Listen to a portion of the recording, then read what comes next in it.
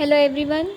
तो हमारा business laws का first chapter that is Indian regulatory framework हमने स्टार्ट किया हुआ था। फर्स्ट लेक्चर में हमने कवर करा था what is law and what are the sources of law.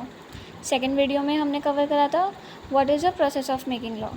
आज हमारा थर्ड लेक्चर है इस चैप्टर पे और आज का हमारा टॉपिक है types of law in Indian legal system. 3 तरह के लॉज होते हैं, criminal law, civil law and common law. सबसे पहले हम पढ़ते हैं what is criminal law. Criminal law जो होता है वो कंसर्न्ड होता है, आप स्क्रीन पे दी गई लाइंस वगैरह पढ़ते जाइएगा, ये प्योरली मॉड्यूल लैंग्वेज है, प्योर मॉड्यूल लैंग्वेज है। इसके अलावा आपको इतने ही पॉइंट्स लिखने, अगर आप अच्छे से याद करके चले जाएँ तो आपका एक 6 नंबर का क्वेश्चन बड़े ही आराम से बन जाएगा। सबसे पहला आ जाता है criminal law, concerned with laws pertaining to violations of the rules of law or public wrongs and the punishment for the same। मतलब क्रिमिनल लॉ जो होता है हमारा वो कंसर्न होता है किस चीज़ से, लॉज जो कि पर्टेनिंग है, पर्टेनिंग का मतलब संबंधी, उन लॉज से संबंधित होता है जो कि वायलेट कर रहे हैं लॉज को। मतलब अगर हमारा कोई भी लॉ वायलेट हो रहा है तो वो क्रिमिनल लॉ के अंदर आएगा। कुछ भी पब्लिक रॉन्ग हो रहा है, मर्डर हो रहा है, रेप हो रहा है, ये सब हमारा क्रिमिनल लॉ के अंदर आएगा। और पनिशमेंट क्रिमिनल लॉ के अंदर इन्हीं सारी चीज़ों की पनिशमेंट दी जाती है। सेकंड पॉइंट है गवर्न। अभी किन लॉज के अंदर गवर्न होता है? Indian penal code 1960 and code of criminal procedure 1973 के अंडर ये गवर्न होता है। मतलब जो भी हमारा इन 2 लॉज के अंदर लिखा हुआ होगा वही रेगुलेशन होएगी, वही हम चीज़ें फॉलो करेंगे किसी को भी पनिशमेंट देने में। Indian penal code defines crimes, its nature and punishment. Criminal procedure code defines exhaustive procedure for executing the punishments of the crimes. मतलब इंडियन पीनल कोड जो होता है वो डिफ़ाइन करता है कि क्राइम क्या है, उसका नेचर क्या है और क्या पनिशमेंट दी जानी चाहिए।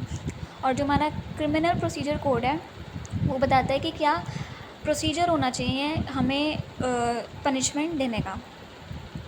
Murder, rape, theft and fraud are some examples of criminal offences. Crime के कुछ ये एग्जांपल्स हैं कि भाई हम किस किस चीज़ को क्रिमिनल लॉ के अंडर लेते हैं। ठीक है, नेक्स्ट है हमारा सिविल लॉ।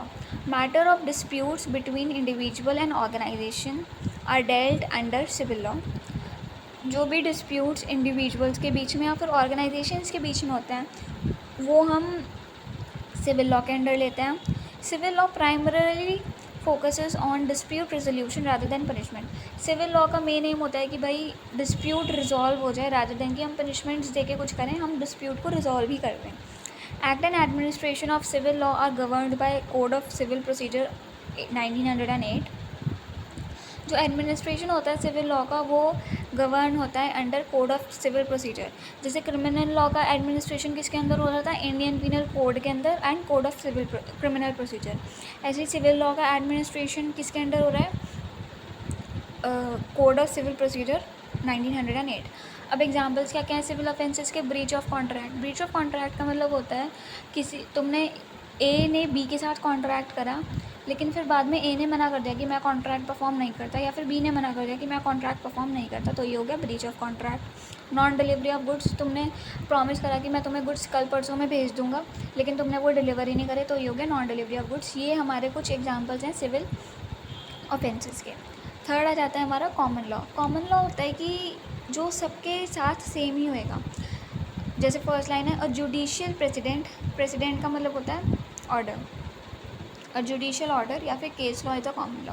केस लॉ तुम आगे जाके पढ़ोगे कि तुम्हारे इंडियन कॉन्ट्रैक्ट एक्ट में बहुत सारे केस लॉज हैं, तुम वो पढ़ोगे कि भाई केस लॉ क्या होता है। केस लॉ होता है कि जो रियलिटी में हुआ हुआ है और उसकी एक वो बना दी गई है कि अब से कुछ भी सेम टू सेम अगर ऐसी चीज़ होती है आगे चल के तो फिर तुम यही अप्लाई करोगे, ये इसका सोल्यूशन यही है, तो वो होता है केस लॉ को हम कॉमन लॉ कहते हैं। A judgment delivered by Supreme Court will be binding upon the court within the territory of India.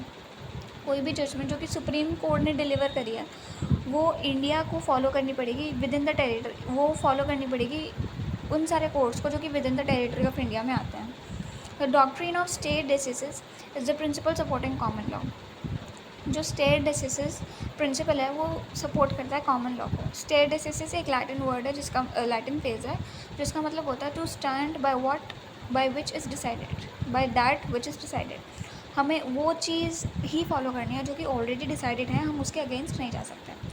तो आज के लिए इतना ही। नेक्स्ट क्लास में हम पढ़ेंगे principle of natural justice. I hope आपको criminal law, civil law and common law समझ में आया होगा। Thank you.